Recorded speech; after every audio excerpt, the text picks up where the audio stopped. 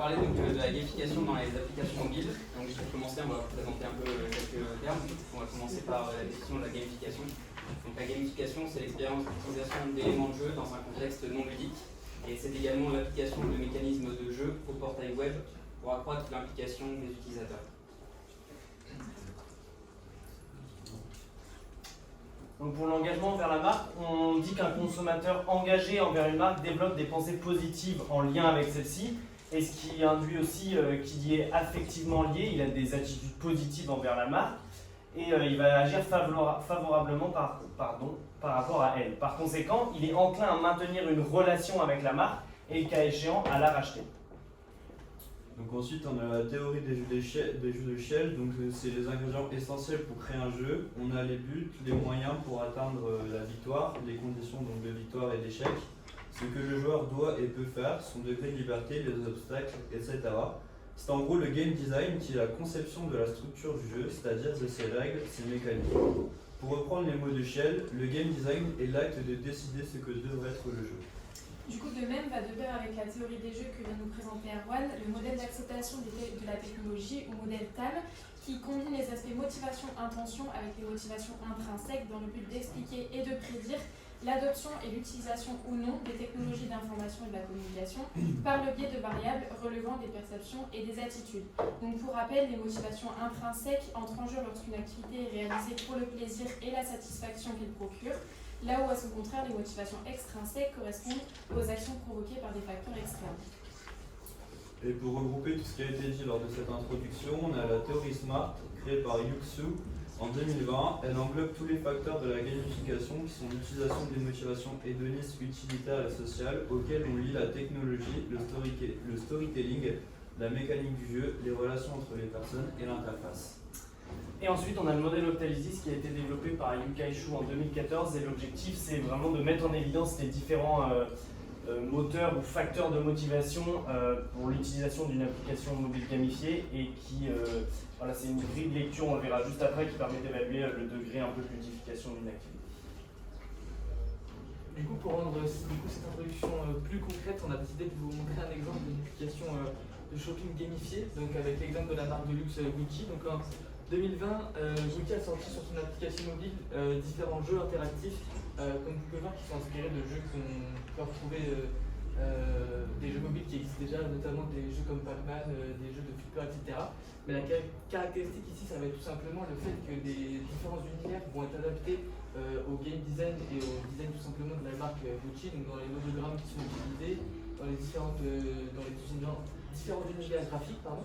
Et donc du coup là l'avantage pour la marque, ça va être le fait d'attirer et d'intéresser l'utilisateur, donc qui va être tout simplement un joueur donc d'une manière différente de ce qu'on peut retrouver d'habitude sur une application classique. Ensuite on va pouvoir retrouver une augmentation du taux de conversion, parce que tout simplement lorsqu'un joueur va être intéressé par cette marque et va la découvrir de manière très ludique, ça va forcément attiser son attention et par conséquent augmenter son appétence à l'achat. Et pour terminer, du coup, pour l'avantage des marques, on va retrouver le fait de pouvoir casser la distance avec le client, notamment sur les marques de luxe comme Gucci, parce que comme vous le savez tous, souvent les marques de luxe ont une communication assez froide et assez sélective, alors que là, avec une application très ludique et très interactive, on va pouvoir retrouver donc, du coup, cet aspect beaucoup moins distant avec la marque.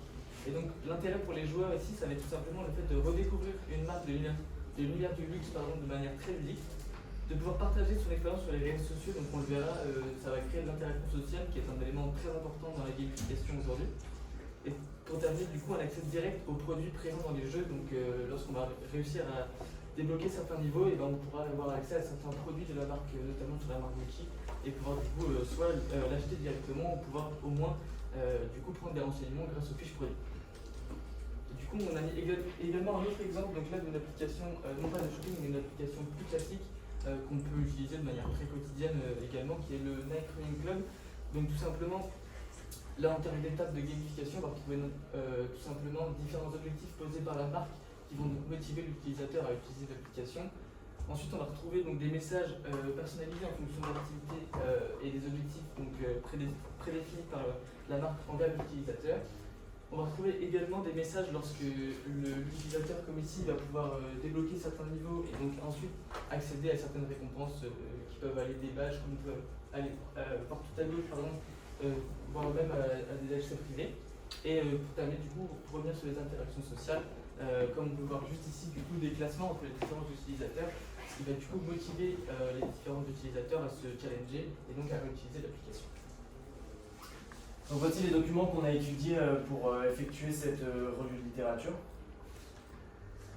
Et donc au vu de tous ces documents, on a construit une problématique qui est la suivante: dans quelle mesure les bénéfices et les coûts perçus par les utilisateurs d'une application mobile gamifiée impactent-ils la réutilisation de celle-ci? Dans cet exposé, on va présenter dans un premier temps les attributs d'une application mobile gamifiée, avec dans un premier temps le rôle des éléments sociaux via la théorie SSMMD, les niveaux d'immersion avec la théorie des niveaux de jeu. Ensuite, on développera sur les motivations à utiliser dans une application gamifiée. Donc ça, c'est dans la deuxième partie avec la théorie SMART et la théorie TAM. Donc le premier, c'est le modèle Octalysis. Donc le modèle Octalysis, il a été développé par Yukai Shu en 2014, comme on l'a défini tout à l'heure. L'objectif, en fait, c'est de mettre en évidence les différents moteurs de motivation dans l'utilisation d'une application, dans une application mobile gamifiée. Donc ici, on va développer les 8 facteurs de motivation qui vont impacter un peu la réutilisation de l'application mobile. Donc le premier, c'est la signification et la vocation. Donc c'est tout simplement le fait de sentir qu'on accomplit quelque chose qui a du sens et quelque chose d'important dans l'application. Ça peut être vraiment là, on est vraiment sur le storytelling, etc. Enfin, tout ce qui est le récit du jeu et d'être vraiment acteur de cette histoire. Le deuxième, c'est le développement et l'accomplissement. Donc là, c'est ce qu'on connaît le plus avec les systèmes de récompenses par points, par badge, de classement, la barre de progression, la liste des quêtes, etc. Donc là, c'est vraiment la motivation interne pour progresser, pour développer des compétences et éventuellement surmonter des défis. Ici, le mot défi, il est assez important puisque un badge ou un trophée sans défi n'a aucun sens. En troisième, on a l'empowerment, qui regroupe un peu l'autonomie et la créativité. Donc c'est tout ce qui concerne le déverrouillage d'étapes, le contrôle en temps réel, l'autonomie aussi qui est volontaire sur les applications mobiles gamifiées, qui se produit lorsque les utilisateurs sont engagés dans un processus créatif où ils doivent en fait à plusieurs reprises comprendre et essayer de résoudre un problème, comme par exemple si on a une application mobile gamifiée qui a un casse-tête, on doit réfléchir et tenter sa chance plusieurs fois pour essayer de déverrouiller le problème. Le quatrième, c'est l'acquisition. Donc là, on parle, vraiment, c'est les récompenses de biens virtuels, le fait de posséder un avatar, etc. Donc ce moteur de motivation, il est très important aussi puisque c'est quand les utilisateurs sont motivés parce qu'ils ont l'impression en fait de posséder quelque chose. Lorsqu'un joueur a le sentiment d'être propriétaire, il souhaite forcément d'une manière innée améliorer ce qu'il possède et en posséder encore plus. Donc là, vraiment, c'est le principe même des avatars. Ouais. Le cinquième, c'est l'influence sociale. Donc là, on verra au fur et à mesure de notre développement que c'était quand même une variable qui était très importante. Et là, c'est un facteur de motivation important puisqu'il c'est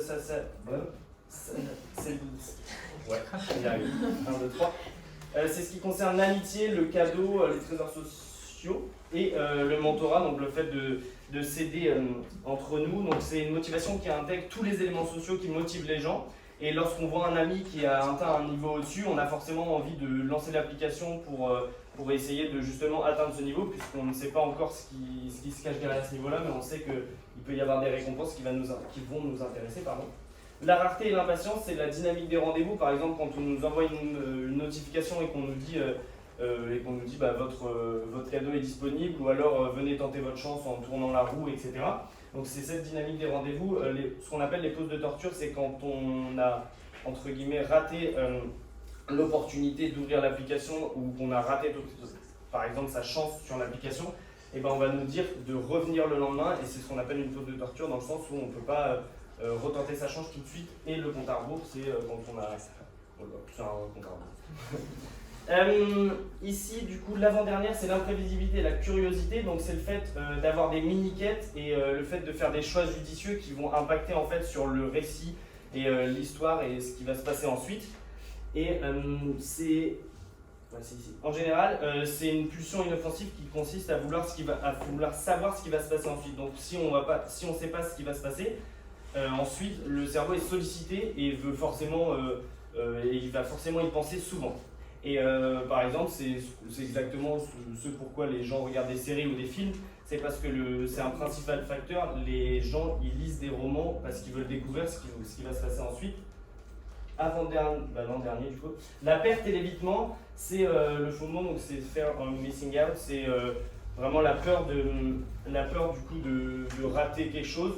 Et en fait, c'est vraiment la seule dynamique ici des facteurs de motivation qui est entre guillemets négative, parce que c'est une pulsion qui est fondamentale, qui est basée sur l'évitement, donc d'un événement négatif. À petite échelle, ça peut vraiment être le fait d'éviter de perdre un travail antérieur, si on a progressé dans l'application. Mais à plus grande échelle, il peut s'agir aussi d'éviter d'admettre que tout ce qu'on a fait jusqu'ici est inutile parce qu'on démissionne à ce moment-là. Et juste ici, c'était important de faire un zoom sur la répartition des moteurs de motivation. Donc tout ce que je vous ai expliqué ici, ça se range en fait dans le modèle Octalysis qui est représenté sous forme de cerveau. Le côté droit, ici, il est associé au moteur intrinsèque. Donc c'est tous les moteurs qui sont liés à la créativité, l'expression de soi, les aspects sociaux, etc. Et à gauche, c'est les moteurs extrinsèques, donc qui sont vraiment liés à toute la logique, les calculs, la propriété, dans le sens où l'obtention du gain d'un objet ou l'accomplissement d'un objet génère de la motivation. Alors que pour les moteurs intrinsèques, c'est vraiment l'obtention du gain n'est pas nécessaire puisque c'est de la créativité, etc. Et juste pour l'étude ici, le but c'est un peu aussi le développement d'une échelle de mesure des caractéristiques de la gamification pour les utilisateurs des applications mobiles. Et au travers des études statistiques, il y a des variables sur les 8 moteurs de motivation qui ont été éliminés, les variables de rareté et d'impatience et d'autonomie et de créativité.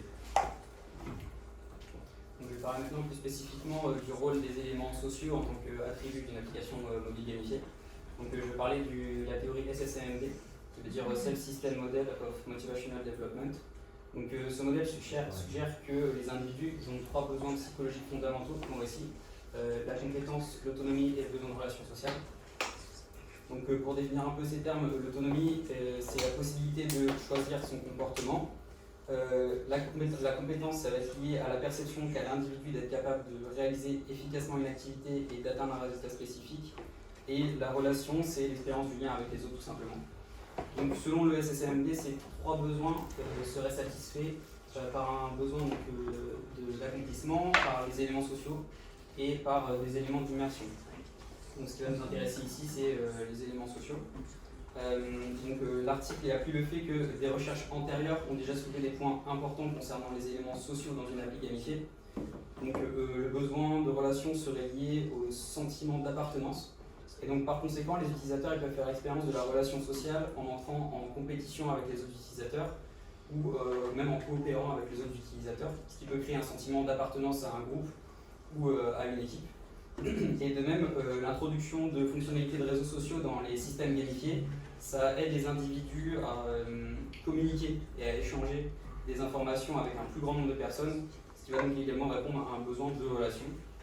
Donc, pour ce qui est des hypothèses qui ont été émises ici, qu'on va retenir, c'est l'interaction de l'utilisateur avec des éléments orientés vers le social. Ça va contribuer à satisfaire donc, le besoin de compétences, d'autonomie et de relation, mais également que ces 3 besoins vont favoriser l'engagement de l'utilisateur.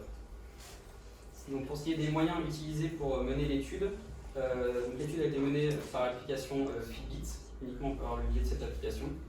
Donc cette application utilise de nombreux principes de gamification, on va le voir juste après. L'analyse minutieuse de l'application a permis d'identifier 2 éléments de jeu axés sur la vie sociale, que sont la compétition et les fonctions de réseaux sociaux. Les données elles ont été recueillies par le biais d'une enquête en ligne destinée uniquement aux utilisateurs américains de l'application.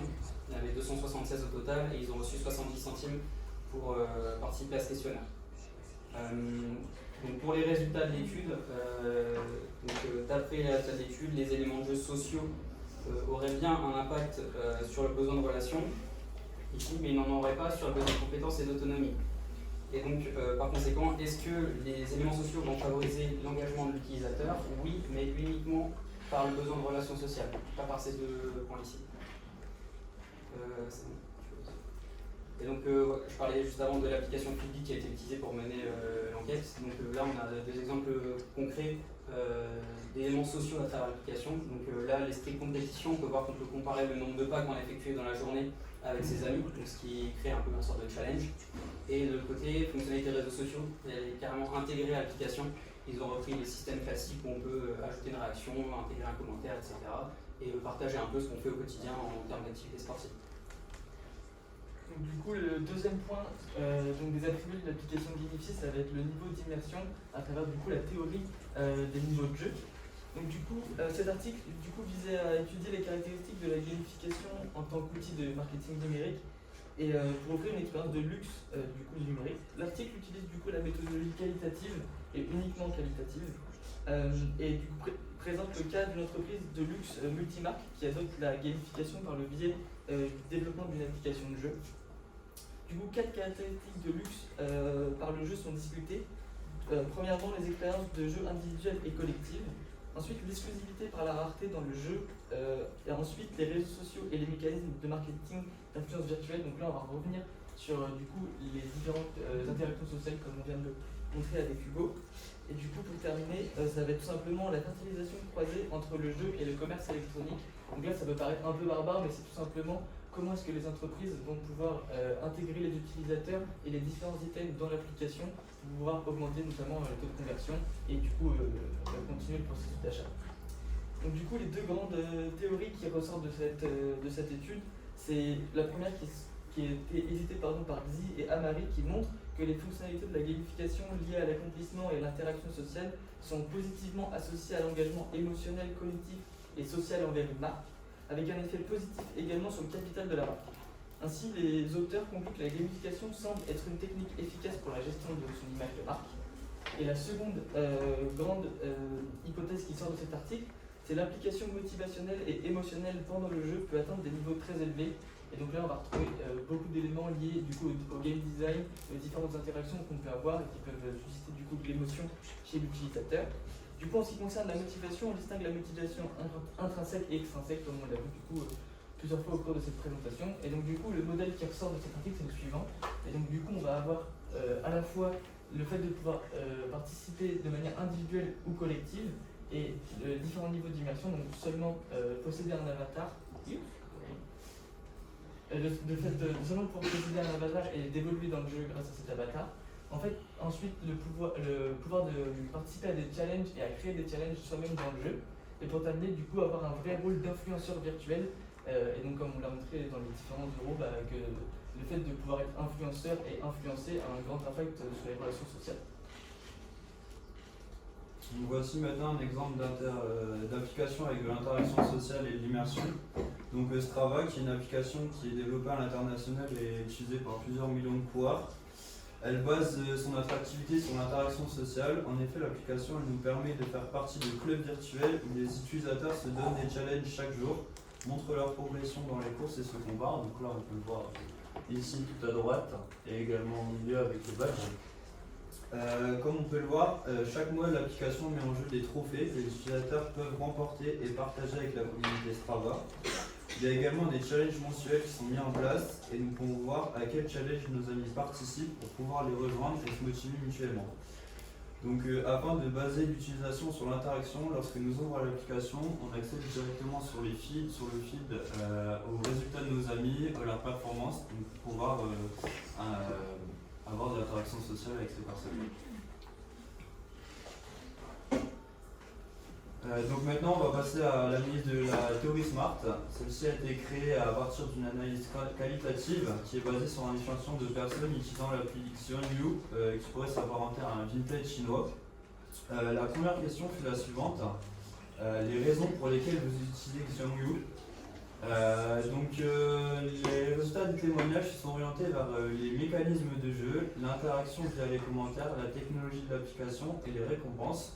Donc comme on peut le voir ici, il y a tous les résultats de ce questionnaire et donc on a vraiment mis en avant l'utilisation des mécanismes de jeu, l'interaction avec les personnes et les commentaires. Et ensuite on a posé la seconde question. Qu'est-ce que vous pensez de spécial à propos de Xiongyu? Quel contenu aimez-vous à propos de Xiongyu, etc. Donc les personnes il y a eu plusieurs retours qu'on a pu rassembler via 3 motivations. Donc les premiers retours étaient sur la transformation d'objets inutilisés en argent et ce dont je n'ai pas besoin peut être vendu. Donc ces réponses-là peuvent être liées à des motivations utilitaires. Ensuite, on a les témoignages qui disaient que j'étais curieux de voir qui était le meilleur vendeur, où j'avais plaisir à voir qui était sur l'application. Donc là, on peut ramener ça à des motivations hédonistes lorsqu'on utilise l'application.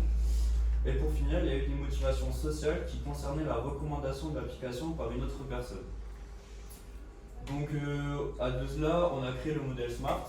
Donc ce modèle lie donc les motivations qui sont utilitaires, hédonistes et sociales, auxquelles on lie les concepts suivants de storytelling, de mécanique de jeu, de relations entre les personnes et de technologie. Donc pour compléter ce que a dit Arwan en ce qui concerne les motivations des utilisateurs par rapport à une application gamifiée, on a pu se pencher du coup sur un de nos derniers articles rédigés en 2021 par De Cagno. Donc l'objectif de l'étude qu'on a pu examiner et le fait qu'examiner l'influence de plusieurs motivations intrinsèques sur l'intention finale d'achat des consommateurs à l'aide du coup d'une application mobile. Donc ici les motivations intrinsèques peuvent être schématisées comme telles, à savoir du coup la gamification dans le shopping, l'attention focalisée, le plaisir du shopping et pour finir la sociabilité par le biais du rôle médiateur de l'engagement dans le shopping comme on a pu l'entourer à l'envers. Donc l'article expose la nature de l'expérience d'achat en ligne en tant que facteur direct et modérateur de l'intention d'achat des consommateurs qui utilisent une application mobile. Donc l'article qu'on a pu du coup étudier s'appuie sur la théorie de l'acceptation des technologies, donc plus communément appelée la théorie TAM, afin de construire du coup son propre modèle. Donc la théorie combine les aspects motivation, intention avec une motivation intrinsèque dans le but d'expliquer et de prédire l'acceptation et l'utilisation des technologies pour les consommateurs. Ici, elle a été appliquée du coup pour prédire le comportement d'achat des consommateurs au sein des smartphones et des applications gamifiées. Donc la théorie a été utilisée pour tester de manière empirique l'impact de la gamification sur l'engagement du consommateur et du coup par la suite sur son intention d'achat. Pour répondre du coup aux diverses hypothèses posées après l'analyse de ce modèle, une analyse quantitative a été réalisée grâce à la plateforme SurveyMonkey. Donc c'est un questionnaire qui a été structuré et qui a été distribué via WeChat aux consommateurs chinois du coup d'un échantillonnage en boule de neige. Donc cette même application a été choisie à la fois pour partager l'enquête mais également comme cadre empirique expérimental. C'est-à-dire que ça a été aussi bien utilisé pour le partage mais également comme sujet de l'étude principale. Donc c'est un ensemble total de 893 questionnaires qui ont été valides et complets qui ont été utilisés. Donc après avoir diffusé puis étudié les résultats de ce questionnaire, cette théorie valide au total 4 de ces 7 hypothèses qui ont été posées à la suite de l'étude du modèle. Mais ici, on ne s'intéressera que sur la principale qui est l'hypothèse 1, comme quoi la gamification du shopping affecte positivement l'engagement dans le shopping. Donc en effet, c'est un lien positif et significatif entre cette motivation qui est la gamification du shopping et l'engagement du shopping qui a été démontré. Donc comme dit au sein de l'article étudié ici, la gamification est pertinente pour renforcer la motivation et l'engagement des individus dans plusieurs contextes. Donc en fait, c'est le rôle des mécaniques gamifiées qui consiste à générer des expériences positives pour l'utilisateur qui s'engage dans une activité. Donc du coup, ici on vous a répertorié tous les research gaps qui émanaient de différents articles. Et donc du coup, on a pu les catégoriser en deux grandes catégories. La première, c'est liée à la méthode empirique et à l'échantillonnage du coup utilisé dans nos différents articles. Et comme vous avez pu le suivre du coup au fur et à mesure de la présentation de nos articles, que la plupart étaient basés sur des études qualitatives et seulement qualitatives. Seulement certains sont basés sur des études quantitatives. Donc en termes d'études des résultats et d'études scientifiques, c'était parfois un peu frustrant pour ressortir des résultats basés sur des chiffres. Et ensuite, du coup, on va retrouver la catégorie éthique et d'utilisation des données. Parce qu'en effet, la revue de littérature n'aborde pas la dimension de l'utilisation des données personnelles par les entreprises, ni même la manière dont ils les extraient. Et ensuite, elle n'aborde pas non plus les coûts perçus par l'utilisateur d'une application gamifiée. C'est pour ça qu'on a réaffiché ici la problématique qui est dans quelle mesure les bénéfices et les coûts perçus par les utilisateurs d'une application mobile gamifiée impactent-ils la réutilisation de l'application. Du coup, voici le modèle conceptuel qu'on a pu créer pour du coup la suite de notre étude. Donc tout simplement en trois grandes parties. La première c'est les stimulus du coup qui ressortent des différents outils qu'on a pu étudier, avec du coup les récompenses, les interactions sociales et l'immersion, qui sont donc les trois éléments très importants dans une gamification réussie. Ensuite on va retrouver du coup deux organismes avec d'un côté les bénéfices et de l'autre les coûts. Et donc on va tenter de déterminer laquelle de ces deux grandes catégories prend le pas sur du coup la dernière catégorie, donc qui est la réponse avec la réutilisation de l'application, en tout cas l'ambition de l'utilisation de l'application. Donc sur cette base-là, du coup, on a réalisé notre guide d'entretien au sein duquel on reprend nos stimulus, nos organismes et notre réponse au sein de 3 thèmes du coup. Au sein du thème 1, les attributs utilisés dans une application gamifiée. Au sein du thème 2, nos bénéfices et nos coûts par rapport à une application gamifiée. Et au sein du thème 3, l'intention ou non de réutiliser l'application. Et du coup là, c'est un récapitulatif de la population qu'on a interrogée. Donc comme vous pouvez le voir, c'est des gens dans notre entourage qui ont tous une vingtaine d'années et qui sont à différents niveaux du coup d'études et qui sont tous du coup évidemment qui ont une appétence pour les applications et notamment les applications gamifiées. Donc du coup ça nous a permis. On a ensuite également décidé et trouvé important de contacter des professionnels de l'utilisation de la gamification. Et donc pour ça on s'est joint à une communauté sur l'application Slack et tout simplement une application comme Discord qui permet d'intégrer des canaux de discussion. Et donc du coup comme vous pouvez le voir sur les screens juste ici, il y a plus de 500 professionnels qui font partie de cette communauté qui s'appelle Feedback. Et donc du coup ça nous a permis de voir notamment tous les nouveaux concepts qui sont discutés au sein des différentes communautés de professionnels et que les interactions sociales elles ne sont pas seulement dans les applications, également entre les gens qui créent ces applications gamifiées. Et donc du coup on a trouvé ça très intéressant de pouvoir avoir ce point de vue là aussi professionnel. Donc concernant les résultats de notre vue d'entretien, les thèmes qui sont revenus le plus souvent sont les suivants. Donc on a la récompense et le gain avec 18%, avec des verbatims tels que les récompenses sont un vrai objectif pour moi, ou les récompenses sont ce qui me booste à jouer et qui me pousse à rester sur l'application. On a également l'interaction sociale qui est revenue à 7,75%, avec des verbatims tels que garder contact, s'entraîner, ou se comparer aux autres via un nombre de points. Et également, on a le thème de l'immersion qui est revenu à 7,5%, avec des verbatims tels que l'immersion me procure du plaisir quand je ne vois pas le temps passer. Donc voilà, après on a les autres thèmes avec les résultats et les différents verbatims. Et on peut... Et du coup, pour rappeler du coup notre modèle conceptuel, du coup on a gardé le même parce que tout simplement on a identifié que du coup les trois verbatims qui sortaient le plus dans le chiffre, c'était les trois stimulus qu'on avait du coup sélectionnés au départ. Et ensuite du coup on a pu analyser le fait que les bénéfices et les coûts étaient très importants dans la discussion du coup avec les différentes personnes interrogées et également avec les professionnels qui tentent au maximum d'être transparents, notamment dans l'utilisation des données personnelles. Et également au niveau des bénéfices, du coup les utilisateurs, les autres étudiants qu'on a pu interroger sont majoritairement du coup prêts à réutiliser une application gamifiée, mais tout simplement il faut prendre en compte les risques. Et si ces risques et ces coûts, donc notamment les risques perçus et l'aversion à la perte, dépassent les bénéfices, ils vont tout simplement quitter l'application.